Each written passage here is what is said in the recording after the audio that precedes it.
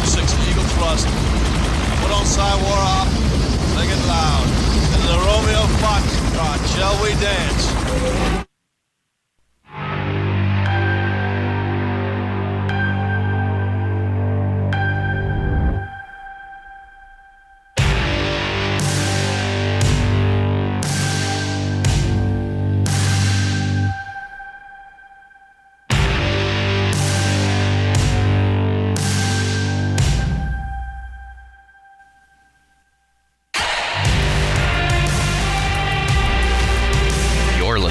SITREP podcast, your home for everything related to historical wargaming.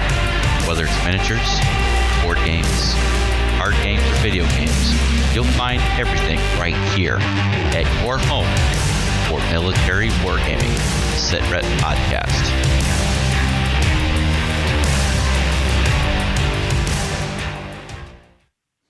Hello, everybody, and welcome to the podcast. This is Bill, and I'm with the command team as we get ready to bring you another great and exciting show. Hopefully there'll be a few laughs, but hopefully you'll learn some good things and really get the creative juices going for your wargaming. So with me today, going from west to east, is our historical editor, chief guru man himself, Big Jim Mariskany. Jim, how you doing today? Hey, everybody. Sorry about that. That's all right. Hello, everybody. How you doing? All right. So Jim's a little tired today. He's been working really, really hard on a great game that's going to be played today. Little SAS action in the desert. So looking forward to seeing the results of that one.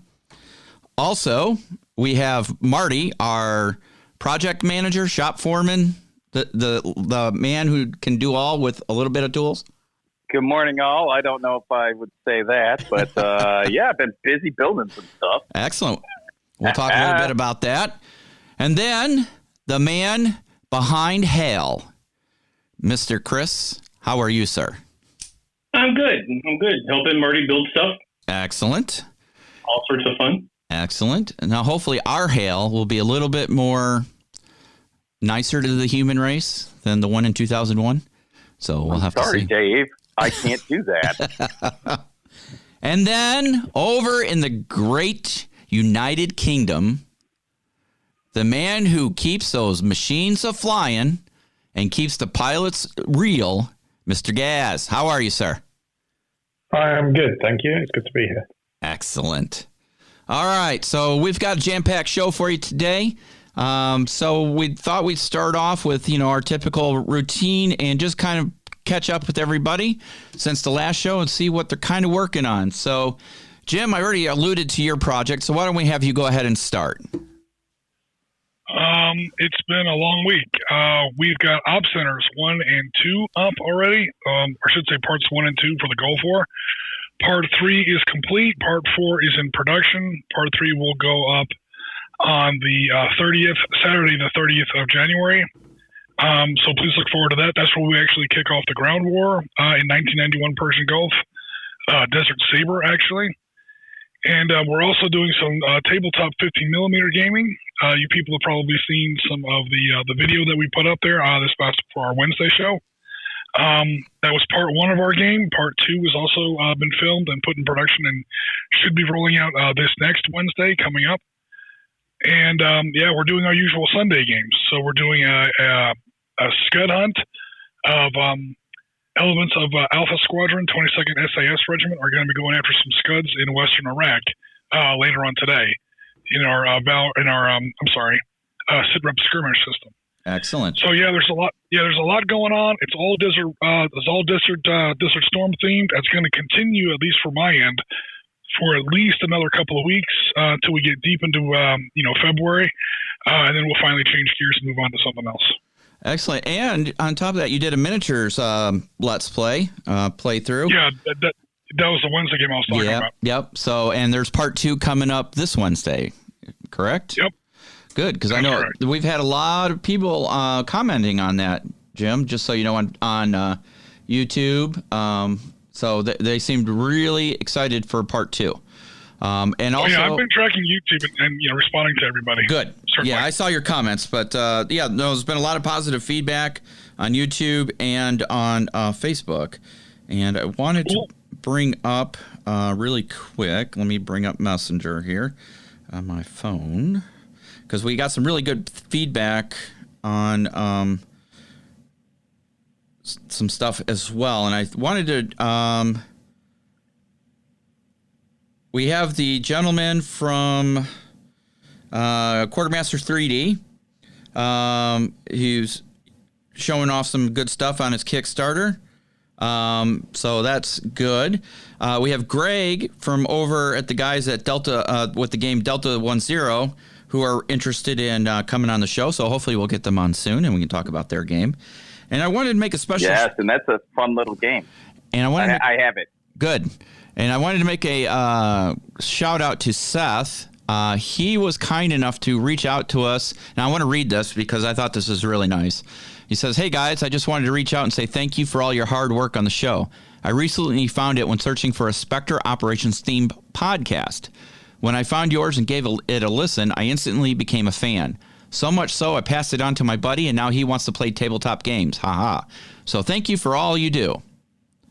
So I thought that was really nice, and that really encourages everything goes on. So all that hard work that everybody's putting in, that really just, makes it that much more.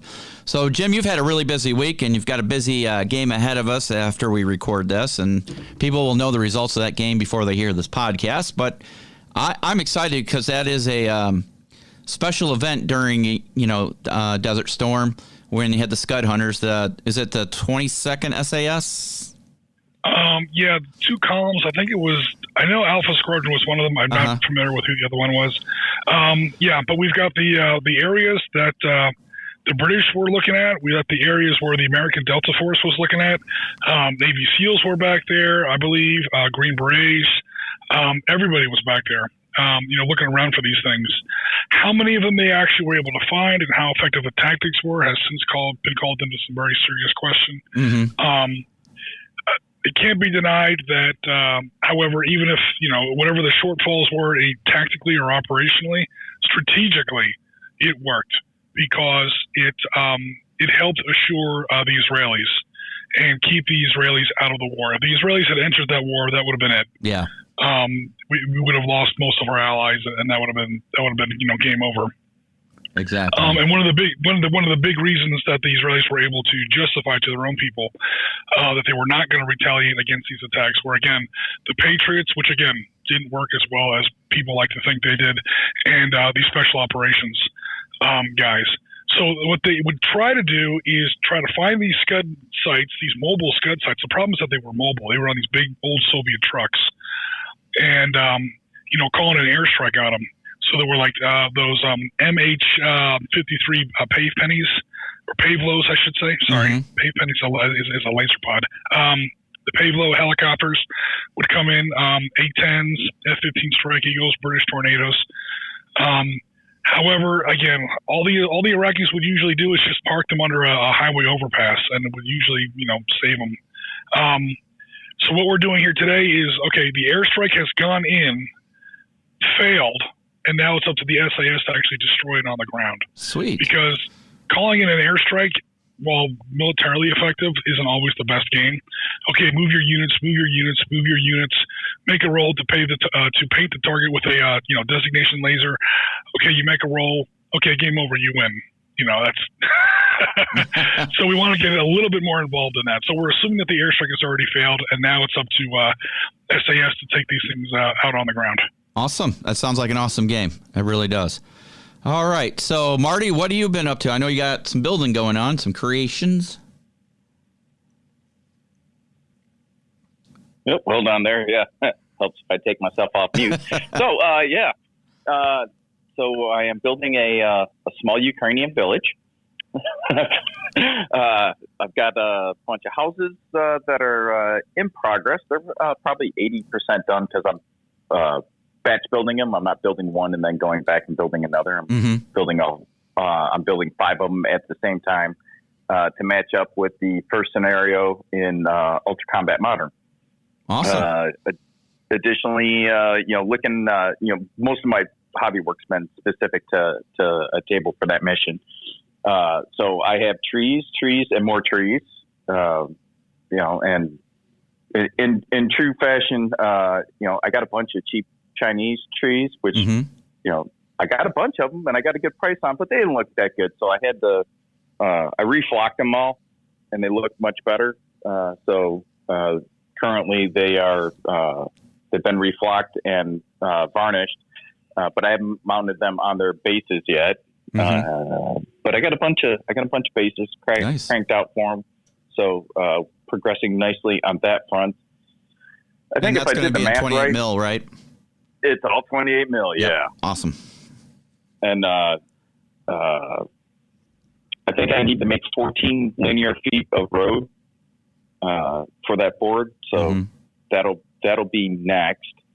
Oh yeah, and then we got to build the board over at Chris's house. We built we cheated. We had a 4x8 table, if you will, already built. That actually used to be like a shelving unit in Chris's garage, but it was already a big 4x8 sheet of plywood that was framed out. We put a nice frame around it, and we filled in the plywood, sanded it out and whatnot. So nice. It will look nice, and then we need to we're going to build a MDF modular table to go that will fit inside of it. So that way we can use that table. And that table is really just going to be like just the platform, like train grass.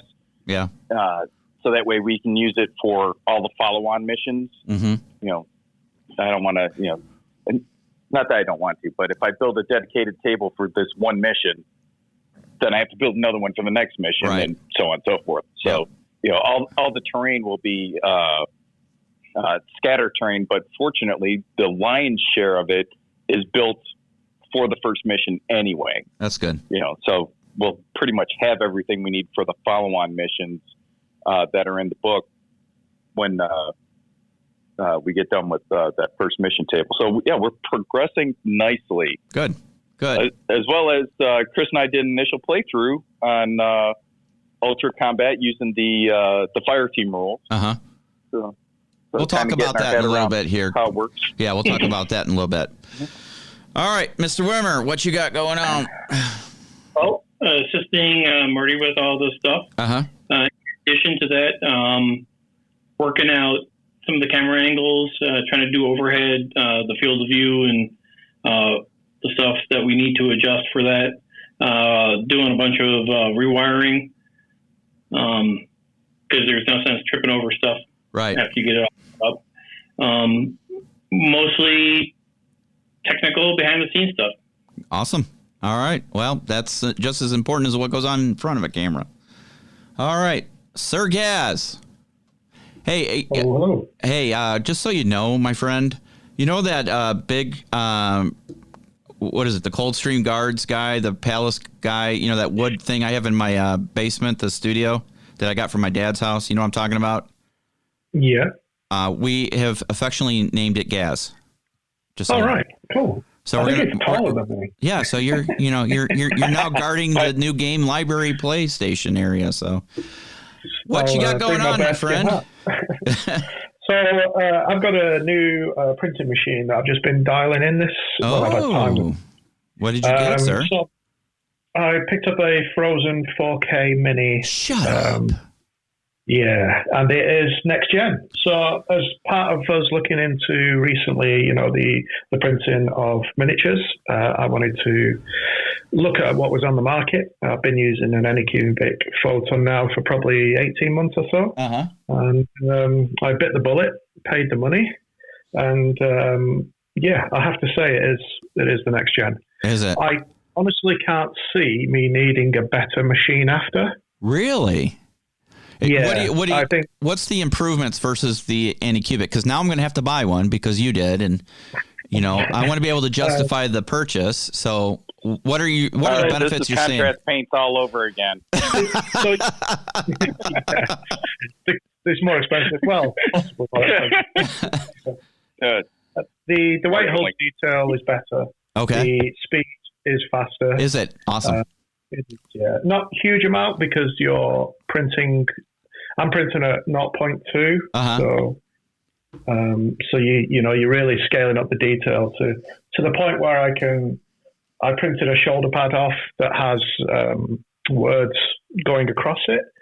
This is actually for another game system that's non-historical, so I won't mention it. But most people out there, when I say shoulder pad, understand what that is. Are you doing some GW type game? I needed a complex free file to test. So I just literally dug out one for what's called a Death Watch, which have writing on the shoulder. And there's maybe, 10 lines of text covering about 5 mil. Really? And all 10 lines are clear as a bell. All right. It is very impressive. Which one is that? The Photon? So it's the Frozen 4K Mini. Damn it. All right. The other thing I like is mono, right? So mechanically, it's a lot simpler. The mechanism for holding the plate is a 4-screw mechanism, so you get your plate leveling. I've not changed my plate leveling since I've been running it all. I've been running it all week, even when I'm in bed. I like go to work. I'll leave a big file on. I come home, it's ready. I chuck a couple more on in the evening, then I get another big file, chuck it on overnight. Just randomly printing stuff. It's probably took me 3 or 4 days to key in the various settings to where I'm now consistently getting a full plate. I'm consistently getting everything on the stalks. I'm not losing material. I don't have to clean the FEP film that is part of the process because it's coming out clean every time. Nice. And I can pop it without breaking the legs and stuff as well. So, but that took me probably a few days I'm using advice online to start me off and then tweaking it for the files I use. But yeah, it's been nice. So I'm looking forward to getting the files off you for what you printed the other day. Was it about a week and a half ago now? You printed off the infantry? Yes. Yeah, so I'm going to make sure you get those. Yeah, and I'll do a side-by-side with Excellent. the Anycubic Photon versus, which is an old machine now. Yeah, it is. You guys can see if you think it's worth, transitioning to the next level. And I think it's mainly because Frozen have done a really weird thing. They've actually gone ahead of the market instead of stayed leveling pegging with it. So original machines were 2K. Yeah. Then we're at 2K mono now. Frozen just went to 4K mono now. So they've practically left everybody behind. Yeah. So I have to ask you, does it use a special kind of resin or can you use any resin? So I just went off the advice of a guy called, I think it's 3D Printing Pro on YouTube, because he does a lot of testing. So one of the ones he said was good for it. He said 3. I just picked up the one that was the cheapest, if I'm honest. Okay. And from there, I've just been running with that for now. I've just literally got 2 more liter bottles of it. Gotcha. So let me ask you this: build plate size, is it similar to the Anycubic? Is it bigger? It's the same. It's the same. Meant for miniatures, but there is other machines in their shop that are larger build plates. But I have a Prusa, so for terrain and stuff, so I didn't really need the extra plate size. Too? Yeah, I've got a Mark I3. I'm still putting it together because I've got it in the kit form? Flat pack, yeah. So I'll save myself a few hundred, but it's probably about 14, 15 hours to put it together if you take your time. Okay. Excellent. All right. Well, that's encouraging, and I'll make sure you get those files over because I definitely want to see that. So, oh boy, that's interesting. Yeah. Question for you: do you think it's the files that are make the difference on the print? No. So it's the LCD. So it's the accuracy of the light coming through that allows them to do it. Let me rephrase my question because I've got one of the 2K monos from Anycubic, and I was expecting to be really impressed with the level of detail, but you don't see because there's no further detail in the model. It can only be as detailed as the model. Yeah. So, are the models are there any decent models out there that can actually? Oh yeah, there is. Push with that detail. Okay. Yeah, there's so basically now some of the sites online, the guys that design characters for computer games have put up 3D compatible files that you can print at whatever scale you scale it to. So although it looks like a 75mm and it might be scaled that initially, you can just 50% that and print it. So it's as much as your machine can then put in the detail. Okay. All right. I'm looking forward to that. So, all right, just to quickly close out. So what have I been up to? I'm working on a lot of review videos. I'm going to be doing a video on the Ultra Combat Modern Rulebook review. I'm doing a review video on Terrain Essentials, the new book by Mel Bowes, the Terrain Tutor. If you backed him in Kickstarter, you got your book, and I think it's going to go to retail next month, if I'm not mistaken. Gaz, did you jump in on that one? Yeah, I got Mel's book. Yeah. For those who don't know, Mel Bowes, Terrain Tutor, probably one of my favorite YouTubers when it comes to terrain. No, my favorite YouTuber when it comes to terrain. Fantastic guy, really easy to understand and follow his steps. I particularly love his smoke markers using wire and flock, like bush flock, and making them up for my Flames of War tanks when they're destroyed. Yep. Fantastic. Really do like that. And they're good for laying smoke on the battlefield as well. But yeah, got his book. It's a sterling piece of work. It's high quality. It smells beautiful. I didn't back the Kickstarter. Uh-huh. Yeah, I didn't back the Kickstarter, so I'm looking forward to it going to retail here and seeing if I can get a copy. It'll be on Amazon, in a couple weeks. I think, next month. I saw a thing. Yeah. Dave posted a thing. Dave Taylor. So it will be coming to Amazon and other retail outlets in the next couple of weeks. So I've got Terrain Essentials, I've got Ultra Combat Modern, and we'll also do a comparison of Ultra Combat Modern versus Ultra Combat Normandy, since that book came out way before Modern did. So Marty and Chris don't know this yet, but eventually we're going to do a comparison. When we play the scenario in Ultra Combat Modern, we're then going to switch it up to World War II, and we'll use my bolt action figures, and we'll do a playthrough of the Ultra Combat Normandy and see the differences in play. So I just purchased that. I'm sorry, what? I just purchased Ultra Combat Normandy. Oh, okay. Yeah, Chris just got Normandy. I don't see too much differences, obviously, versus, modern techniques and weapons and stuff. So we'll see that. Also, I have a review of a game we're going to talk about today, Victoria Cross 2. I played that with my oldest son, Jesse, last weekend. If you don't know what it is, it's the combined game of Islandwana and Rourke's Drift. So you can play either of those two battles. It comes in the box. So we'll talk about that a little bit. And I played a little bit of Band of Brothers. It's another, I think it's a Worthington game, if I'm not mistaken. And it might not be. I can't remember which one. I think it's it is a Worthington game. So we'll talk about that as well. So that's what I've been up to. We need to get some of these games on camera. You're 100% right, and I plan on, now that I know how to play it, I wanted to go through it first before I put it on camera. So now that we know how to play it, it's a smooth operating game, and we'll talk about it in a little bit when we get to that part. But you know what time it is? It's time for the news. And we're going to send it over to our UK studio, to our newsman himself, Mr. Gaz. I love how you say studio when I'm sat here in the corner of my bedroom. Come on, you just broke the illusion, dude. It's because I've got no music, but we're coming to that. We'll work on it for you, brother. And then I could just run in through the door, slide in the chair onto the talk to the mic. Perfect. We need to get the intro from RoboCop. Media news. You give us 30 seconds, we'll give you the world. So the news, strangely enough, one of the reasons I did mention the printer today is the first item of news is Spectre Miniatures, which should please one of the guys we were talking about earlier who posted about recently joining our podcast. So Spectre Miniatures have now moved into the STL world.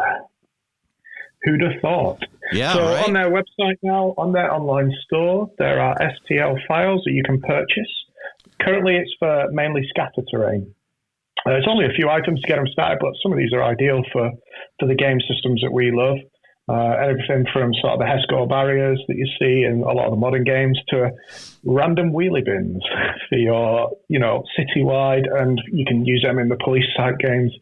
I mean, this is obviously their start point, air conditioning units, barrels, the really good scatter terrain that you want. And they've already started to produce some weapon systems that you could mount on miniatures if you want to change stuff around. So there's like an insurgent package with a few weapons in there. There's some HMV weapon mounts, so some of the machine guns and heavy gear that you'll see on the top of the vehicles, and ideal for technicals as well, homemade technicals. If nothing else, you want to put out something that's for your objectives. These are good as well. There's guns and ammo, so there's launchers, there's a number of ammo tins, boxes. Really nice set and a great start point for a part of the industry that a lot of companies are not moving into and might get left behind if they don't. Right. Exactly. Where do you see that, Gaz? Because I'm not finding it on their page. I put the link up in the running. I see it. Sorry. I clicked on the wrong thing. Yeah, because you got some really... Have you tried printing these yet on your printer? No, so these, I've not picked up any of them yet. Okay. For the UK, they're about £6-7 each. Some of them are $4 or $5. So the price varies depending what you're after. Right.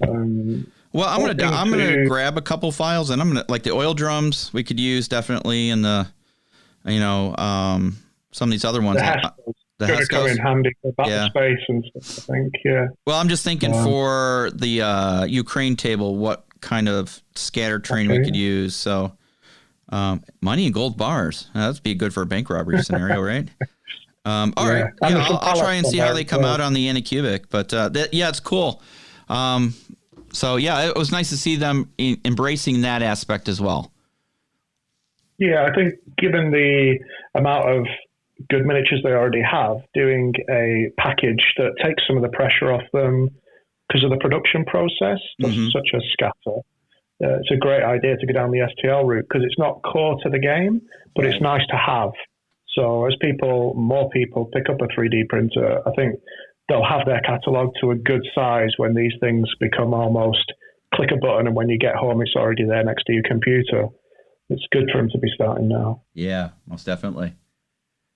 What else you got for us in Spectre? Miniatures. Mm-hmm. Yeah, sticking with Spectre Miniatures because, modern is our primal love. They've got a new Delta package out of 6 fighters. Ordered it. So, yeah, strange that. Marty, have you ordered it yet? No pressure. While he finds the mic. It was, sorry. Yeah, I was slow on the draw, so I did not get in time. Are they sold out? I will check live for you now. Nothing here about them being sold out, Marty. I think you're just making excuses. No, I saw. I saw a Facebook post that said that they were gone already, so I didn't even go. Wait a minute, you're saying they're still there? Well, yes, they're on their page, and they've got. Hold on, be right back. Maybe it's a UK thing. Wait, I could smell smoke because he popped smoke left the room to. No, I'm multitasking. To buy them.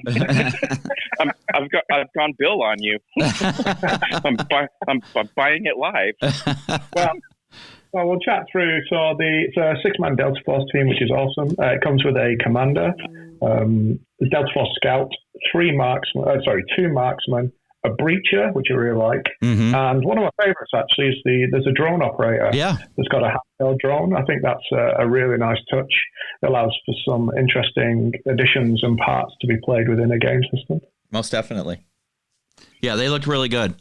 I had no doubts or qualms about buying those, so they looked really good. Hey, Marty, good thing this is being recorded because otherwise your wife would be rushing to stop your credit card. Stop that. I'm busy buying stuff. Will you leave me alone? He's using her credit card. It'll be fine. All right, let's move on to some World War II action. Yeah, so Plastic Soldier Company, as we know, produces some great kits, and they're continuing with that into it's a period we already know and we already love. That's the North Africa. So we're seeing them now producing the British 8th Army platoon size, alongside a German one as well. The British one, you get, as usual, a really good selection of minis.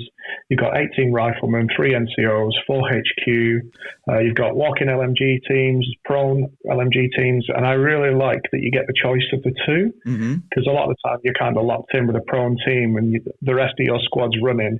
You can imagine support fire, but sometimes it's nice to have them walking, patrolling, moving with them. You can also have a prone 2-inch mortar and a walk-in 2-inch mortar, which again, for the same reason, I just love that aspect of it. Nice. On the German front, there's a German platoon amongst them as well. And, you know, it's almost, how do I put this? You're always going to get these two, aren't you? But I do wish that we'd sometimes see some of the smaller, you know, the Italian units and that sort of fielded a bit more. I'm happy to say that some of the other companies now, like I think who's been doing it recently, Flames of War have started to move into a Hungarian starter set.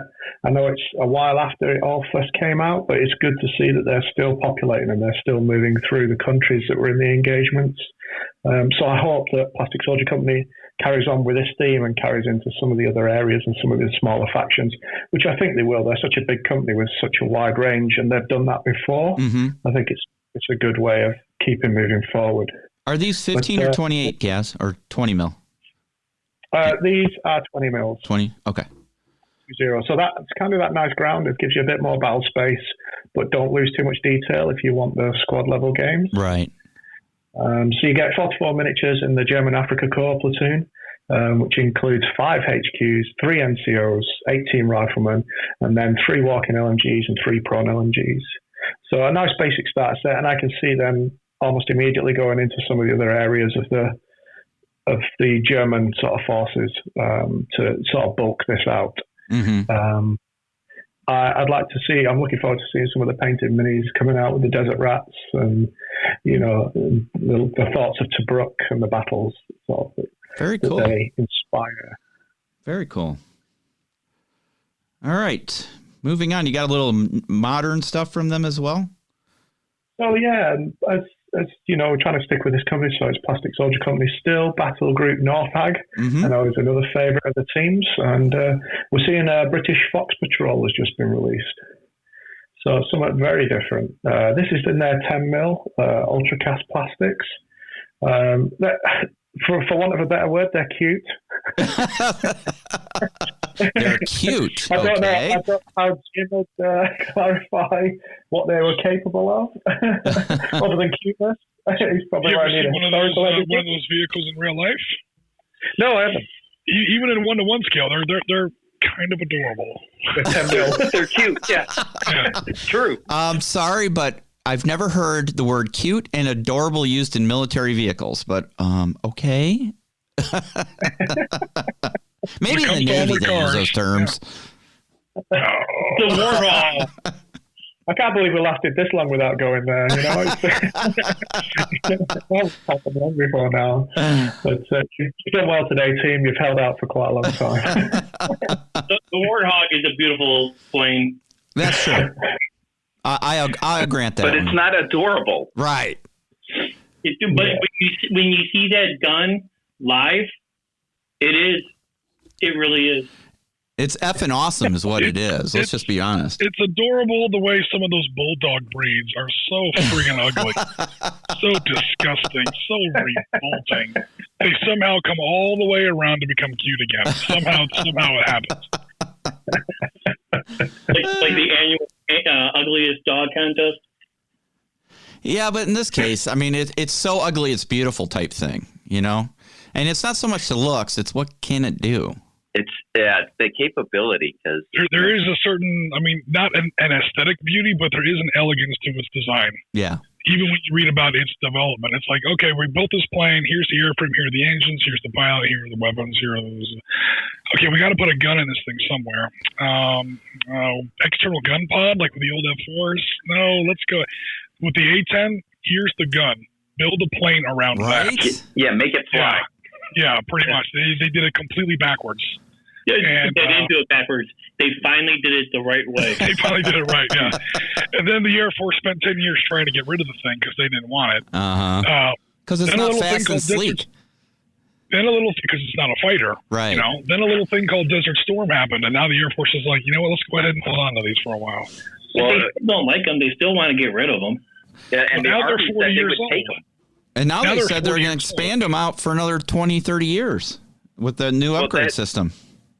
Well, when I was in Iraq in the beginning of the war, we were at Talil, and there were two of them flying out of there. And let me tell you, that made us all feel much, much better. The Army has always loved the A10, obviously. Mm-hmm. Even I'm talking about way back in the 80s when the A10 was canceled and production stopped and the Air Force moved all their squadrons back to Air Force Reserve, Air Force National Guard.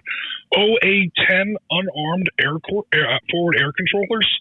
They were using as forward air controlling aircraft. They were like, what? We don't need tanks. Yeah.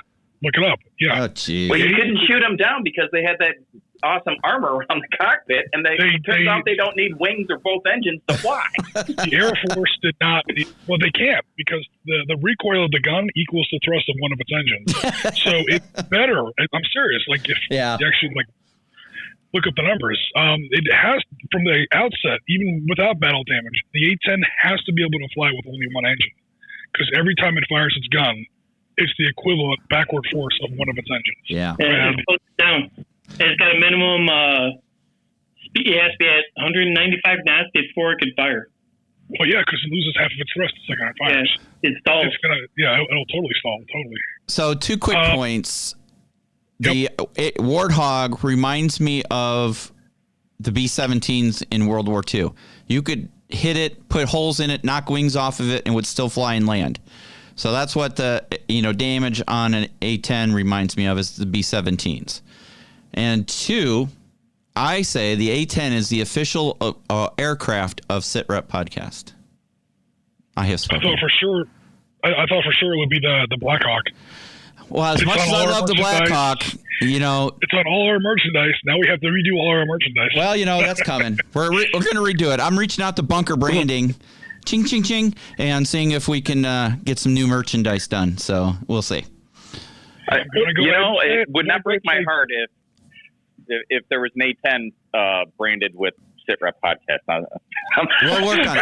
We'll work on it. Unfortunately, I don't have my graphic artist anymore to help me do it, and I know Jim's really busy, so I have no heart to ask him to help. So I will get it done. You've always had 2 graphic artists. That's true. That's true. But your primary role was to be the historical guru. So I hate to let me at least get through Gulf War. Okay. Cool. All right. Now, sorry. Before we move off the A10, 2 unpopular points, but if I don't say it, somebody's gonna say something. What?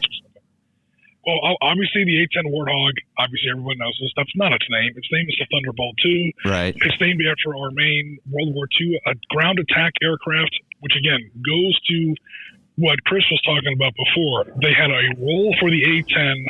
It wasn't one of these multi-role, smorgasbords like we see nowadays, like with the F-35. Mm-hmm. They had an idea of exactly what this plane was going to do up front, and it's baked into the very name, the Thunderbolt II. It's named after the P-47. Yep.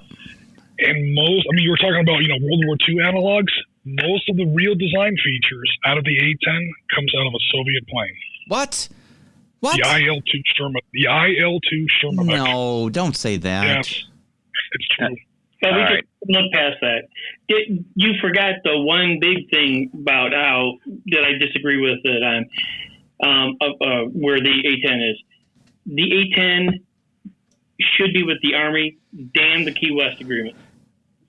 That's true. If the Army wants to pay the bill, I don't see why they. Well, the last time the Air Force said they were going to cancel it, the Army said they were going to pick it up. And that's probably why the Air Force said, "Oh, okay, we'll keep it." Yeah. It would not surprise me. At the end of the day, it comes down to a fight over funding. Yeah. Oh, if we pass these A10s over to the Army, we're going to lose X amount of funding. Okay, no. Yep. We got to go ahead and keep it. Exactly. I think it's just the Air Force doesn't want us playing with their toys. Well, it's toys that they don't want. And as far as what the Air Force's posture in the 80s was, why is the Army crying about close air support? That's what the Apache's for. Why did the DoD spend, billions on the Apache? The Apache was brand spanking new at that time. That's another thing. I mean, for those of us who were in back then, people didn't know if the Apache was going to work in Desert Storm. There was all these fears and worries about sand in the intakes and all this other stuff like that. Of course, that was proven not true. Gas can probably speak more. As Gaz can tell you, it's the most reliable rotary wing aircraft ever developed. You are. Well, your version might be. No, ours is actually a good bit of kit when it flies. When it's not flying for a long period, it has a lot of gremlins. Well, I've recently uncovered a DoD document that actually does go into this.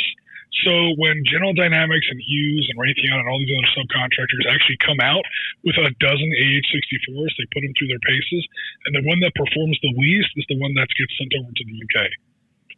So yeah, which is why we stripped out the drive, stripped out the engines, and built it ourselves. There you go. It almost sounds like the Marines. Security for you. Sounds like the Army giving the stuff to the Marines. We do it the same thing to the Brits, huh? Just, I was totally kidding about all that. The Marines the Marines have a seat on the Joint Chiefs. There's a Marine, General 4-star General on the Joint Chiefs. We are a fourth branch of the service, but we don't have a department. There's no department of the Marine Corps. And funding gets done, from Senate Appropriations and Armed Forces and all that stuff down to the departments. So we always have table scraps from the Navy. There is no department of the Marine Corps. The Marine Corps is part of the Department of the Navy. So when it comes to appropriations, it's always, the Marines are the least funded of, number one, they're the smallest, but even, per capita, they've always been, the cheapest force. They have to be. Also, the Marines are very, very specific about certain, mission. The Marines have a very, very specific mission or set of missions, and they only stick with equipment that goes with that mission. And they're getting rid of tanks. They're talking about it, yeah. It kind of makes sense because it's time. You know what? It's high time the Marines stop having to do the Army's job, man. Oh, we don't need a break. He got one in. No, he's absolutely right, though. Yeah, it's not an. I don't think that's an Army or Marine thing. I think that's the powers that be at echelons above reality are like, well, we'll just give the Marines tanks, and then they can do it too. So we'll use them over here, and we'll use the Army over here.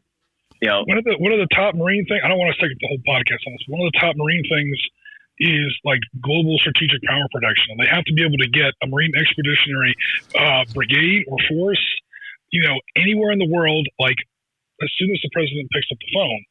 And the M1 Abrams, she is a high maintenance hoe. I mean, oh my God! Having the Abrams in your order of battle means you have to have this, you have to have that, you have to have this for every single Abrams you have in your force. You have 12 other vehicles, maintenance shops, 7 echelons of maintenance. It's a nightmare, and it really slows down your ability to quickly power project. Plus, they weigh 70 tons apiece, so. You got to move them bad boys. It's in the name. It's in the name. Marine Corps. It's water, and Abrams don't float. So it doesn't work. Well, you need a tanker for all the fuel it'll use. Oh yeah, and then repair vehicles and specialists, and that tank will perform for you like literally no other tank on Earth because it has triple the price tag of any other tank on Earth. All respect to the Challenger 2, the Leopard 2, and everything else.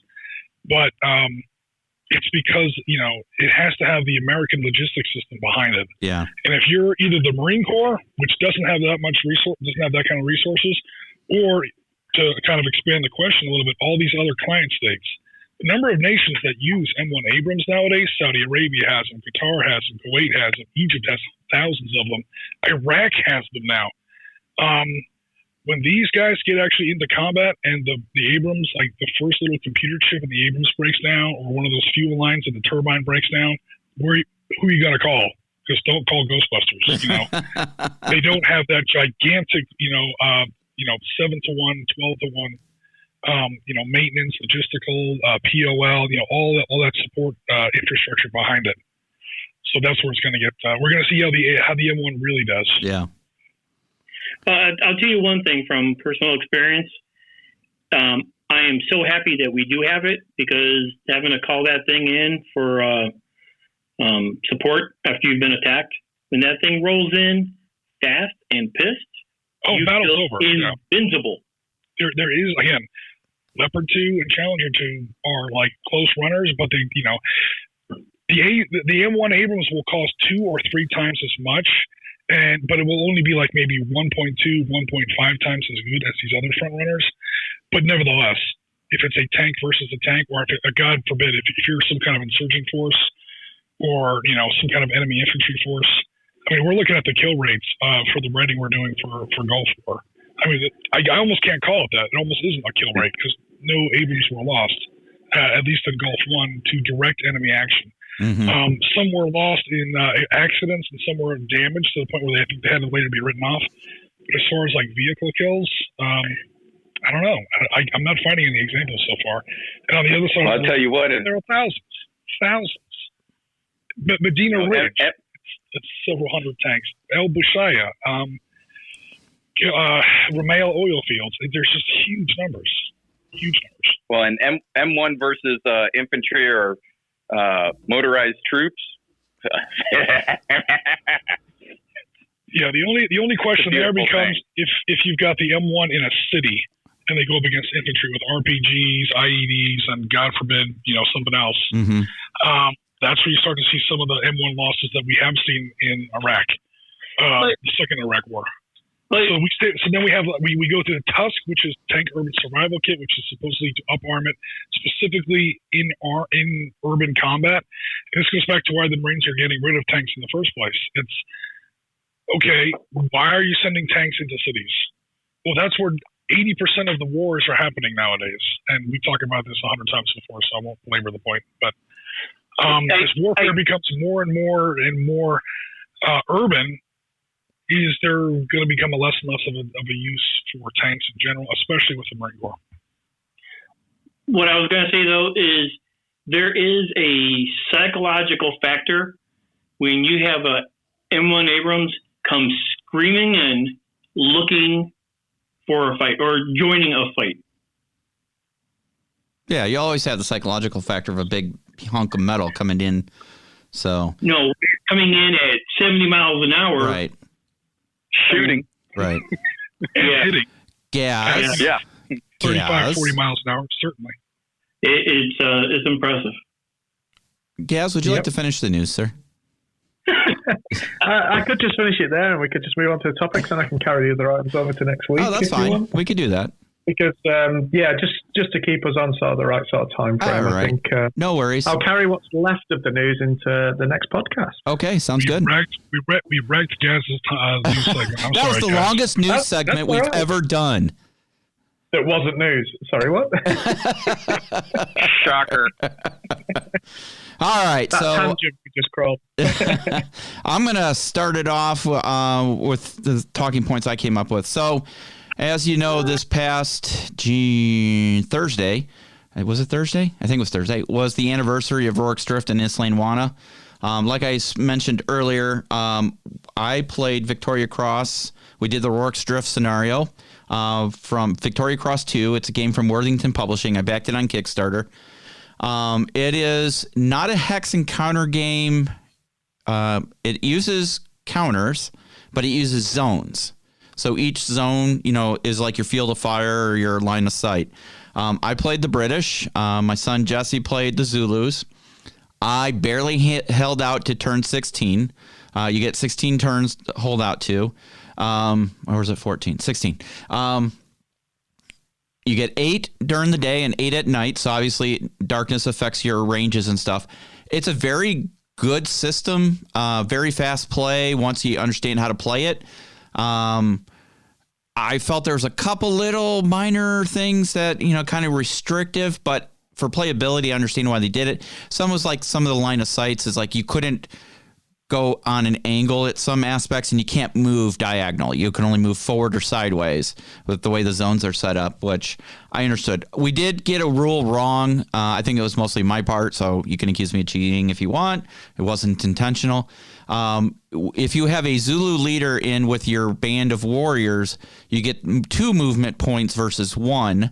And you can't go across a barrier like the melee bags or the actual walls with the added point of the leader. So you have to like move up to the wall and then stop, and the next turn move over the wall. I misread the rule because the way it was worded, I thought you couldn't cross the walls unless you had a leader, which seemed really stupid in the later part of the game because I had killed all 4 of his leaders. So they were like stuck at the wall, and they're like, that doesn't make sense. And Jesse's like, that doesn't make sense. So we reread the rule and went, oh, and then we continued on from there. So I think it captured the flavor of the game or the event really well.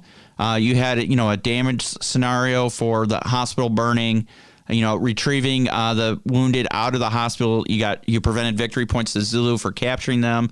You couldn't avoid the hospital from burning down. There was no way to avoid that portion. It was just a matter of how long it would take to do it. So it was a really good game. If you're looking for something like that, it's definitely worth picking up. It takes a few hours to play. It would probably only have taken us maybe 2 hours to play once we knew how to do it, but we were learning as we were playing it. So it was a lot of fun. It's a good game. Beautiful map board.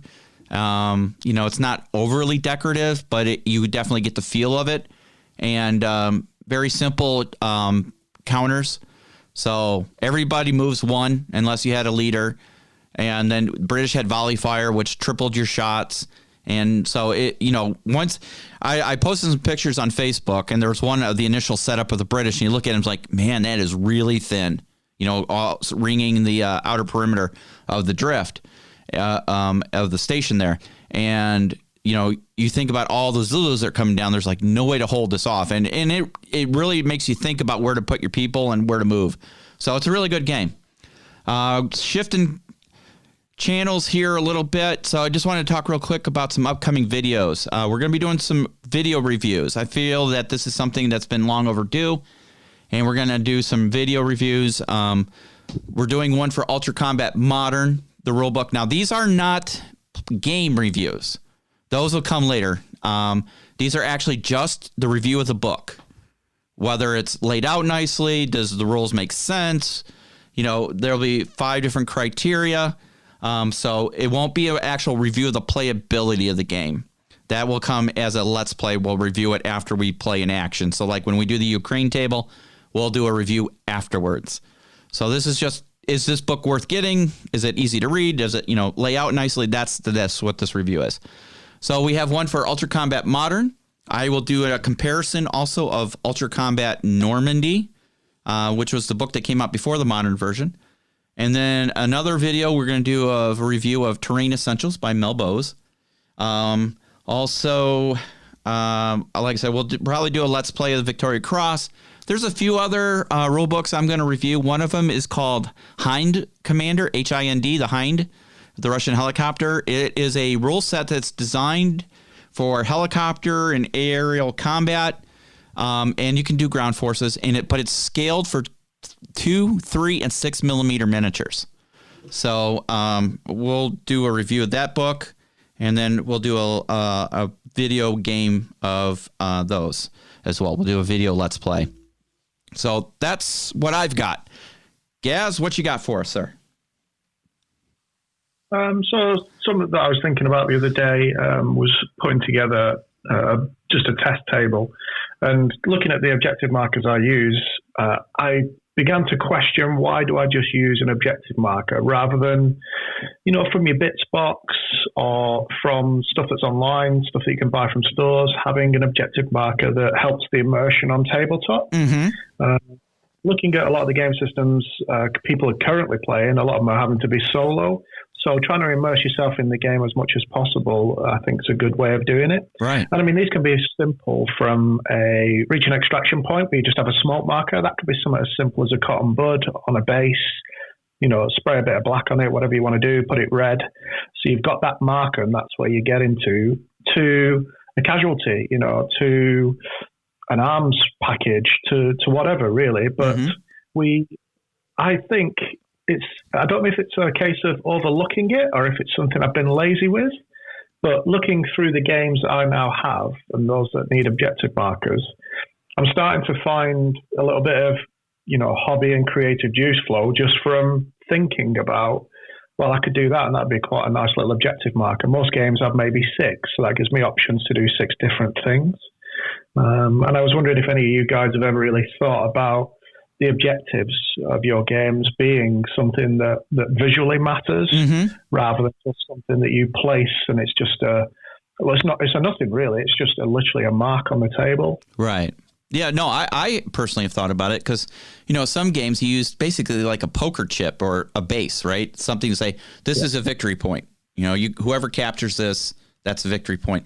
And it does kind of take away from the immersion of the game by having just a token, Whereas if, say you're doing Mogadishu, you could have, obviously the Black Hawk down. You could have, a wrecked vehicle, whatever the case may be. If you make it so it fits into the scenario or the terrain or, whatever you're doing, I think that's a whole bunch better than just having, oh, here's your victory point or here's your, capture point or whatever. And it's just a token. A lot of games will give you like paper tokens or, a chit that says victory point or, capture point or whatever. So I personally like the idea of hobbying a little scenario, a terrain piece to be your objective points. Cool. Take note of that, Marty, just for future game building. Absolutely. And Gaz, you got a 3D printer, so you have no excuse. You can print I don't have an excuse anymore. Well, and a lot of times it's just a matter of putting something that's appropriate to the scenario on a little base. Yeah. So it's not terribly difficult to do, and like Gaz says, I think it really adds to the level of the immersion to the game. So you find something that you think goes along with whatever scenario you're playing, and it's not a huge outlay of time or money to do something like that. And I think it really does enhance the gameplay and the immersion, the feel of the scenario. So yeah, absolutely. I've already, like when I play Battle Space, that's what I do for my objectives. Mm-hmm. Yeah, that was a good video. That. I must admit as well, it sort of led me on to thinking about another part of the game that we rarely see happen, and that is to go into a hot zone. So something already set up in an engagement with something going into the engagement. So, I don't know, an ambush patrol for Battle Space, moving through, one of the compounds or a group of compounds. So the vehicle should already be destroyed. The guys should already be by there. There should be a team already engaged that's got casualties. Okay.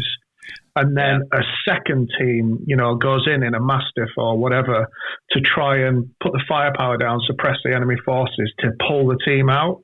So actually a different level of immersion and a level of haste.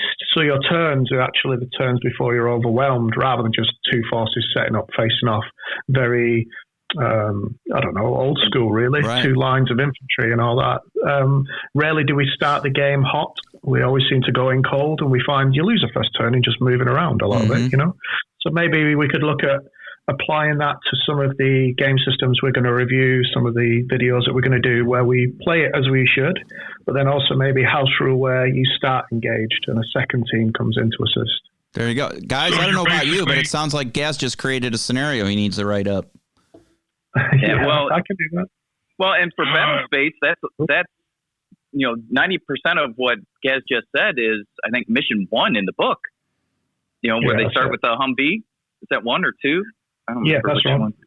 Yeah. So I mean, there's already a damaged Humvee. You have to find out if there's any survivors in there, and then if there are, you have to extract the survivor and exfil with him. So.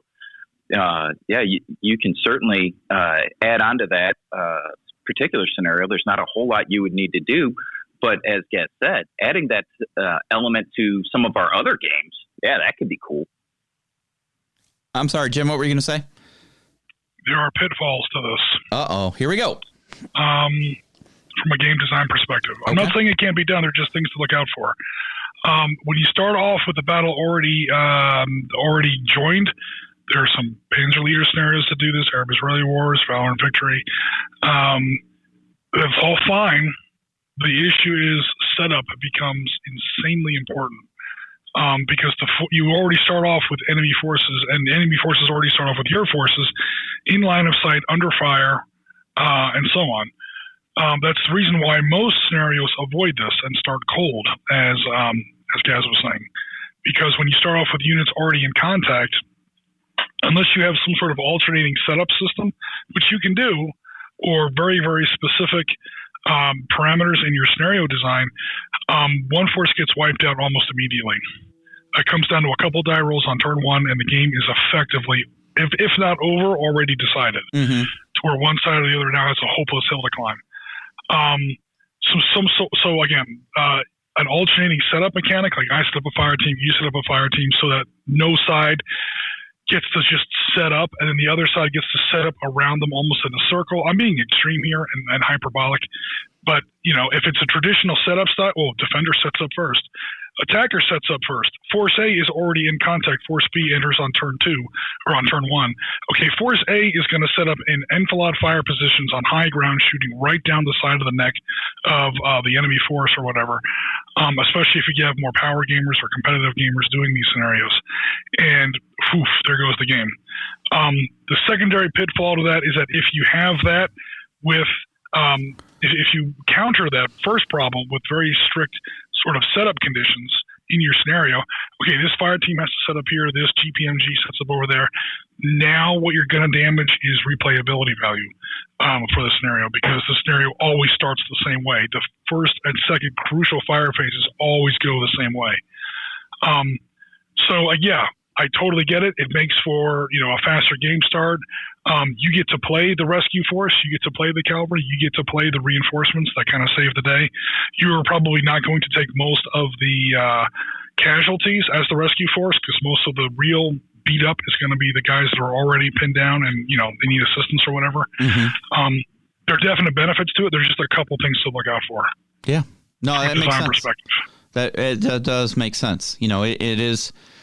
If you don't do it right and set it up right, it's going to be a very lopsided game, and it's not going to be very fun because one player is going to get his ass handed to him, and, that's that. So, no, you make some very good points, which is a good segue into your topic, Jim.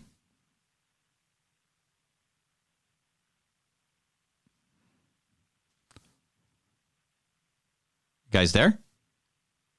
I'm still here. Yeah, well, I think what we just heard is we need to test play some of those just to see if we can work it out into something that's actually playable. Yeah. Well, like you said, Battle Space is a good example, and I think that was that scenario you did use in the. It is. To go with, and I know that's the example he uses in the video that's available on YouTube. Yeah, I think that's mission 1 in the book. I think that's why we went with it. Sounds like Marty needs to do a role review of the book there. So, well, that scenario definitely seemed to play well in your video, Marty. That's for sure. Marty and Chris. Yeah, and with Battle Space in particular. So that's just rule 1 from the main, or mission 1 from the main rule book. He also has an expansion for Navy SEALs. And last week, I think, there is a fan-based expansion called Covert Ops. So, there's more and more material coming out for that particular game system, and there's lots of things you can do. So, we'll definitely have to. Any game worth the box it comes in has to let you build your own scenarios, right? That's like super obvious. Yeah. Yeah. You know what? Just real quick, Jim, before you segue into your rules bashing, this whole thing where everybody's putting out these expanded rules for covert ops or spec ops. How about one for civil affairs? How about the after effect? Right, Chris? How about one for civil affairs? Nobody wants to walk around with a clipboard and count sewers. The problem with that is A, it's not fun, and B, trying to game the second and third order of effects on something, it's hard enough trying to just do it in real life. We're at Chris's expense. He's with civil affairs in the Army, so it's my point really is, not everything has to be covert ops or special ops. It could be just other missions, infantry, standard infantry, whatever. Sometimes I wonder if we go a little too far on the special ops because it's exciting and whatever. So I very, very, very rarely do any kind of special operations. Yeah. Granted, I'm doing special operations later today. You're a traditionalist, Jim. Okay, see, last show you called me a rebel. This show you're calling me a traditionalist. You got to figure out where I am here on your spectrum. He means the same thing with both words. It's weird. But Bill, I do have to agree with you. One of the things that games don't really take into account, if you're talking about the civil affairs stuff, if we're not talking about after the war, if we're talking about during the war, we don't take enough. You don't see enough impact that the civilians play on a battlefield. We may not see enough, but we do see it. All of our Valor and Victory Moderns games, the Valor and Victory Moderns expansion I'm writing for Board Game Geek, totally has civilians in it. Yeah, well, I think Chris is referring to more mainstream stuff right now. The stuff that's out right now. Well, and I'm not familiar with those rules yet, Jim. But you've got a major war going on. Your civilians are going to be clogging up your main supply route, and Marty as an MP, he's going to be trying to get these people off the road. As civil affairs, we're trying to get them off the road and move them, secondary roads, but the secondary roads are blocked as well. Ooh, Jim, there is a modern rule set that, remember, Contact Front. Contact Front, Follow the Reich for Battle Group, Force on Force. There are games out there that handle civilians. Yeah, Force on Force has news crews. Civilians, the effect of civilians. We talked about this in the Vietnam series where it's like, okay, where is the news crew on the battlefield? The news crew is an actual movable unit, usually controlled by the Vietnamese player to make sure that it's always in the absolute most inconvenient spot. Victory point penalties for American killed, civilian killed, and so on and so forth count double if they take place within a certain radius of the news camera because they took a picture of that and that's now being beamed into the living rooms. The war is won on the battlefield and lost on television. I'm not saying that there's enough. There maybe needs to be more, but it's definitely out there. Yeah. And that's just I think that kind of a way to incorporate that and really get the flavor of it, if we wanted to, would be not so much a single game, but a kind of a campaign at some level where the effects of the first battle affect the second battle, and you have incorporated the civilians. Okay, great, you liberated them, air quotes, but did you destroy their town and now they're all pissed at you? Something like that. There's lots of effects that you could put into place, or now they're all insurgents or whatever. Yep. An expanded version of what we had for the transit game. Yes, where it's like the mood of the street. Yeah, that was tactical. That was minute to minute. But if you do that like between games, like you were saying in a campaign game, okay, last game was X amount of victory points for the government player, Americans, British, whoever, the First World Forces player. However, they also racked up X amount of collateral damage points. Okay, that's going to affect the roll. Maybe you can affect that roll by having certain units in your order of battle. Battle group is great at this. They make you, or they don't make you, they offer certain units that you can buy and it costs points, and you're like, why am I buying this? It does nothing. It does nothing. It does nothing. Oh, it has an effect. It doesn't have the pew pew and the bang bang, but holy shitballs, is that going to have an effect on refugees, on whether or not you can communicate with your artillery, on this, on that, on the other thing. So you could have, in that sort of a thing, pay 10 points and have a civil affairs unit in your unit, in your order of battle. And for every civil affairs unit in your order of battle, now again, you may spend too many points on this, you get a +1 on that roll between turns, or between games.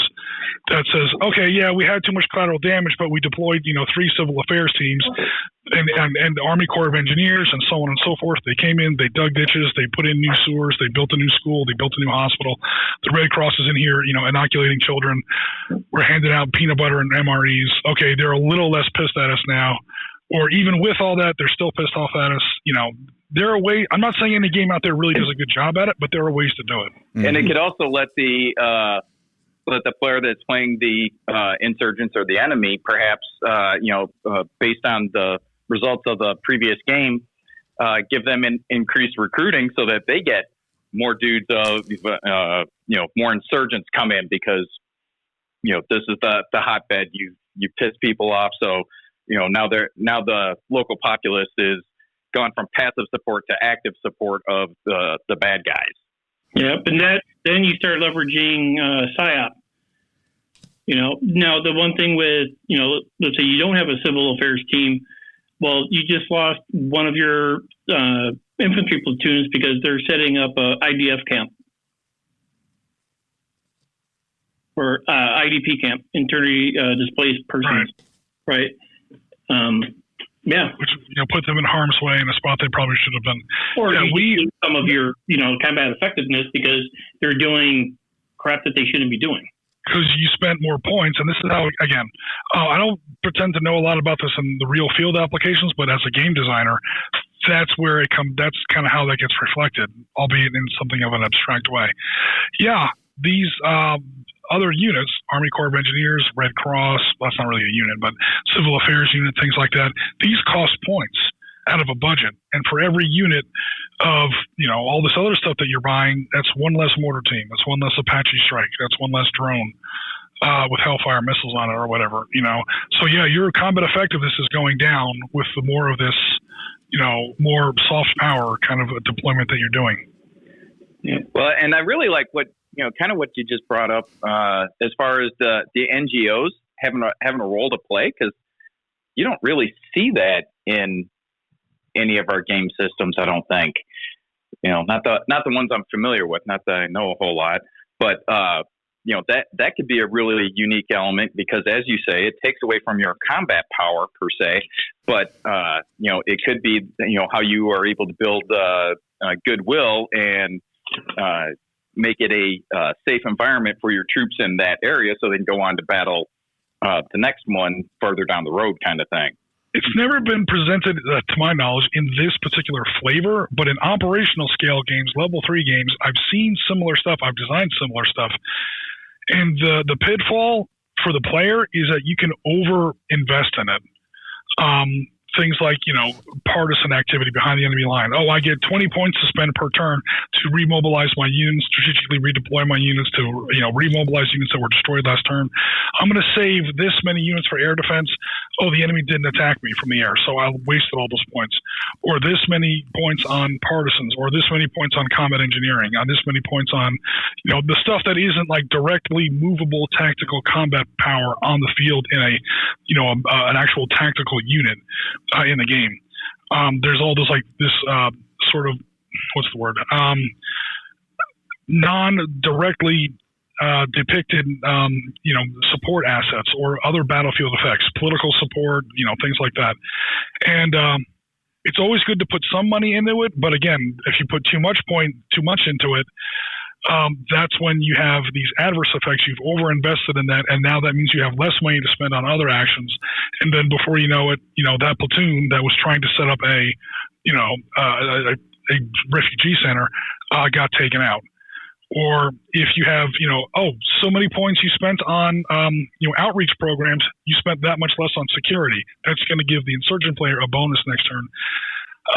I've seen games do this on a very, very not to this flavor or whatever, not trying to recreate this particular kind of mechanic, but on things like partisans versus security force, U-boats versus submarines, strategic bombing versus air defense.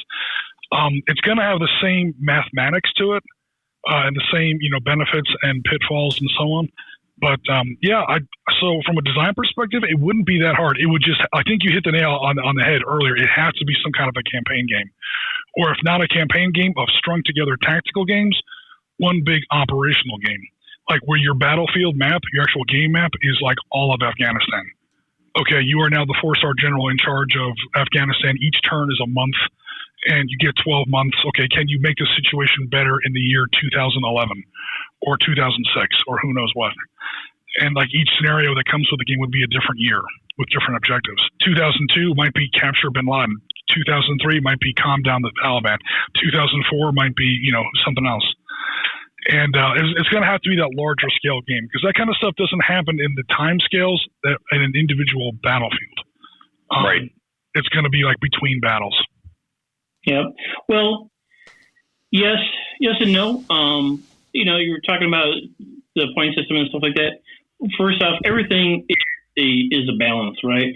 And I have to say the biggest war game I've been part of is when you do a division level warfighter activity, and then this is with the Army, and it's impressive. You've got thousands of people and millions of dollars involved in this, but what you see them do to the combat leadership and their staff, and the amount of stuff that they have to juggle is impressive.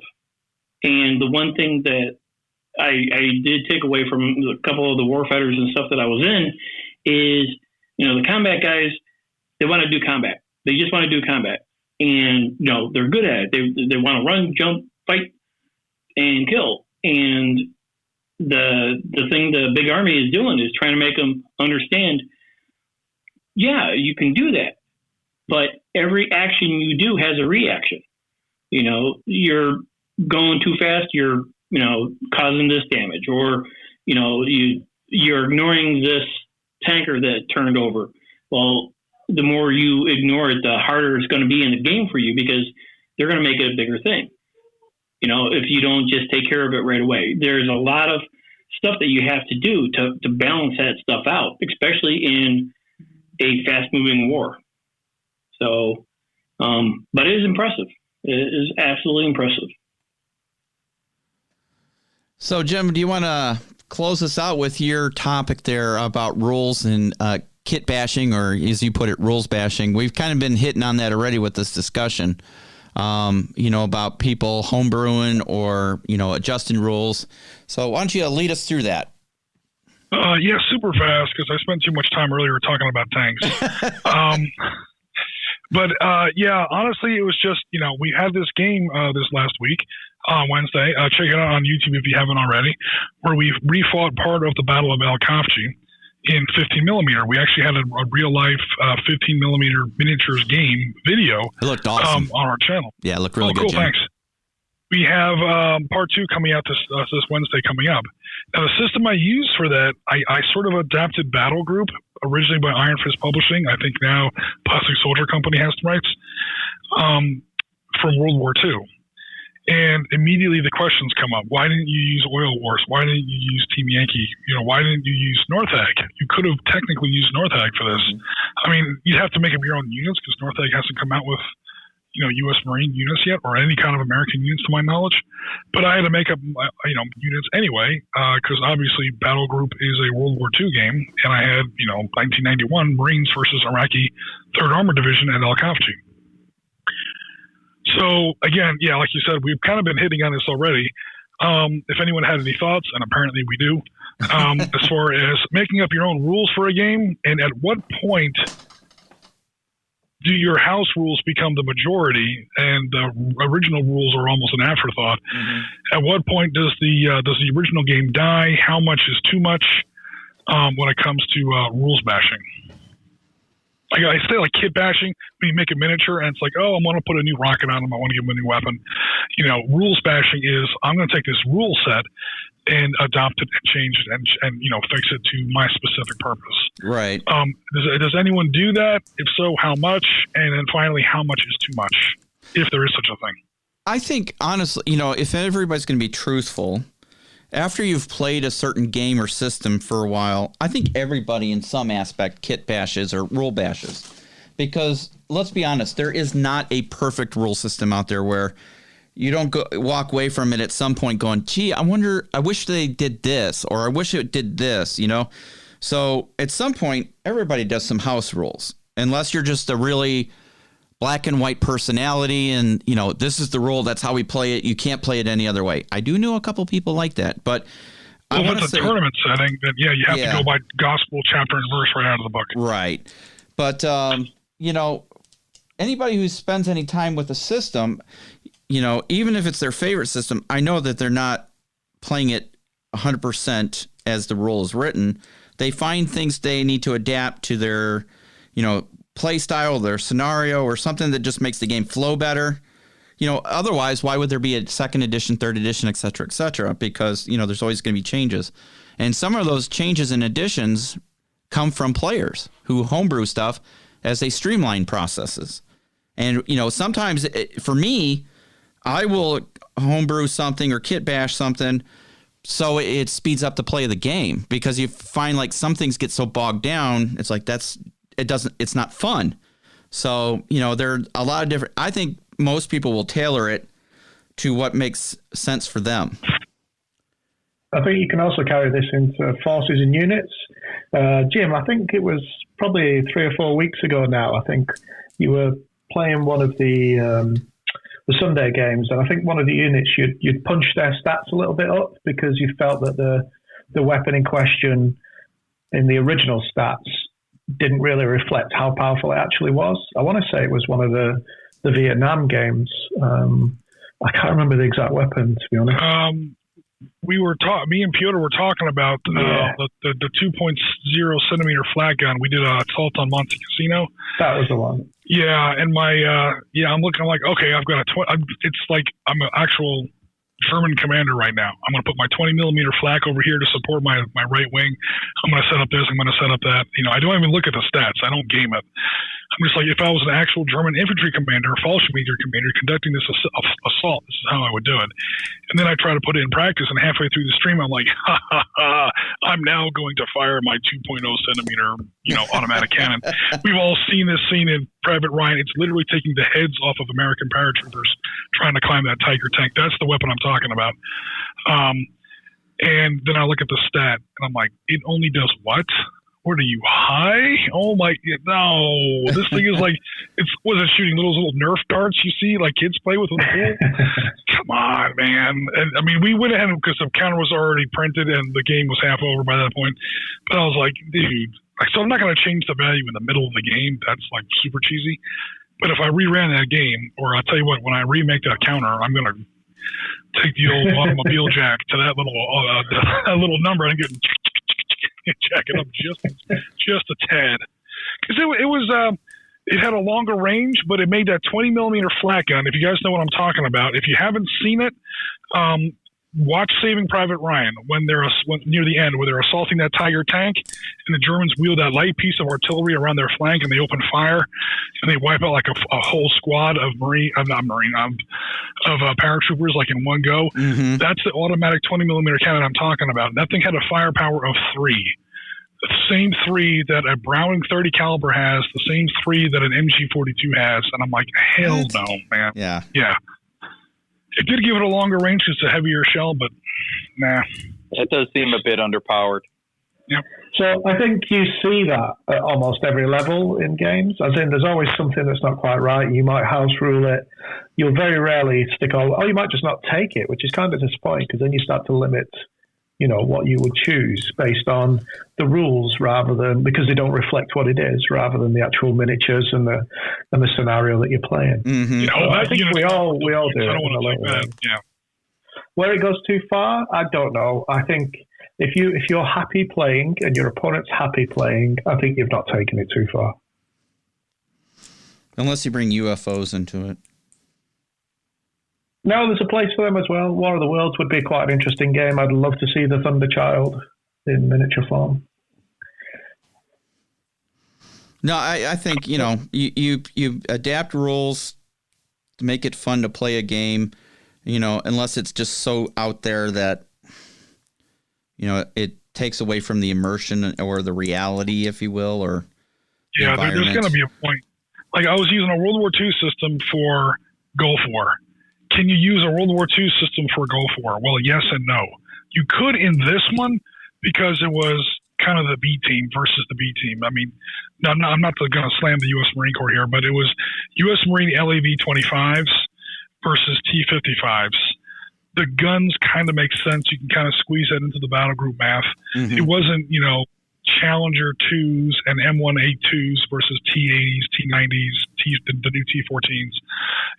It's the same general period, but at the same time, there's values and then there's values. Right. So it's like T55 has a 100 millimeter gun. The Soviets had 100 millimeter guns at the end of World War II. Pick up Fall of the Reich. Look at a couple stats. You've got it. It's fine. The LAV has a 25 millimeter, Bushmaster on it. Well, the Germans had, 2 centimeter guns, automatic cannon. The Soviets had 37 millimeter. You've got it. It's fine. 120 millimeter smoothbores firing, silver bullets. Okay, nobody had that in World War II. Tow missiles got a little weird, and everything else like that. Mm-hmm. So as far as like changing a system to where it can totally play in a different period can be done to a point. We're reaching sort of the end of Valor and Victory, where I'm expanding Valor and Victory further and further and down the line historically. Once we get into the early 2020s, where every single squad has a squad automatic weapon or light machine gun in it, fire team. Every fire team has a grenade launcher. The cracks are beginning to spread, and you're not going to be able to push that too much further. In other words, you couldn't use a Napoleonic black powder system in World War II. I mean, by the time you made all the changes necessary, the game has completely morphed out of any kind of recognition, and you might as well just write your own game at that point. Right. So again, there are limits. It's just, where the limits are is a little bit of a question. Well, and I think you kind of hit on one of the limits there, Jim, is, if you're going to play with someone, you have to be able to explain the rules to them. And if you're using a published rule set and then you've decided to house rule half of the rules, well, you have to be able to transmit that to the other guy. And you send the guy the PDF rules and like, okay, this is what we're going to be using, except ignore all that shit. Yeah, take out half the pages, and here's some notes. We're going to do this instead. I will admit I run across that problem in Panzer Leader. I'm like, here are the rules, but these aren't the rules we're going to be using, so don't worry about it. It does get tough. So that I can imagine that reaches the point of diminishing returns at some point where it becomes so unwieldy that it's just hard to do with someone else that's not familiar with the system. So bringing a new player in becomes challenging. Absolutely. So do you just call that House Errata? There are. I'll just type up a list, like a bullet list of rules changes that I can send to people. Like, okay, use this. These are the base rules. Here are some of the changes we're going to be making. And that works, again, to a point, because putting up these lists of rules is not easy. I'm already designing my own maps, designing my own counters, designing my own scenarios, and now I have to write the rules again, too. It is tough. Yeah. I mean, I've written rule books before. I'm in the middle of writing one now when I have time, which right now I don't. But it's a lot of work. It's a lot of work. And again, we're talking about when the house rules become bigger than the main set. The Valor and Victory D+1 edition for World War II is, I think, like 32 pages. And my Valor and Victory Modern Expansion is pushing 25. And I'm not done yet. It's going to be like 90% the length of the other book. And it's in the same format, same font size, same columns, I want it to look as absolutely close to the original Valor and Victory set as I can, so that players feel familiar when they open the PDF. Mm-hmm. But at the same time, it's there's so much to cover. I mean, that now to be fair, in my defense, that Valor and Victory rule set covers everything from here's how assault works versus an MG42, all the way up to here's artillery deployed minefields that we see now. I mean, fast scams and stuff like that. So it goes into everything. Night fighting rules, insurgents versus regular forces, casualties, civilians, casualty evacuation rules, POWs, which Valor and Victory doesn't have. So, yeah. And I just keep saying through the rulebook, this is all optional. This is all optional. This is not an official Valor and Victory product. This is all optional. Again, at what point do your house rules supersede the original rules, and is that too far? Or might as well, you write your own rule set by that point. I guess it just depends on the scenario and, how much time and effort you want to invest in it. And if it's just, well, we want the movement rates different or what weapons rates, but if it's like you're rewriting whole sections, then I'd say just write your own rules, right? So, all right, guys, we're going to go ahead and wrap up the show right there. I want to thank everybody for joining us. Any final thoughts before we close out the show today, team? Chicken's my favorite meat.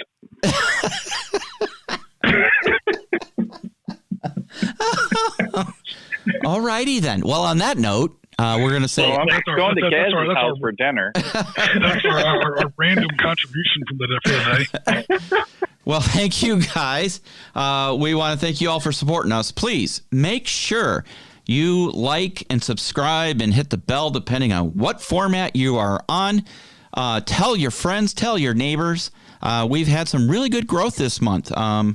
So we are getting up there in numbers, and I'm just so excited to see what the future holds and, some of the projects we got coming out. Make sure you check out Jim's Op Center series on Desert Storm / Desert Shield and the miniatures war game that happened last Wednesday and the follow-up and part 2 conclusion on this Wednesday.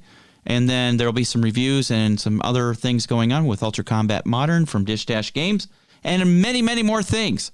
So, guys, take care. We hope to see you soon. And I am out.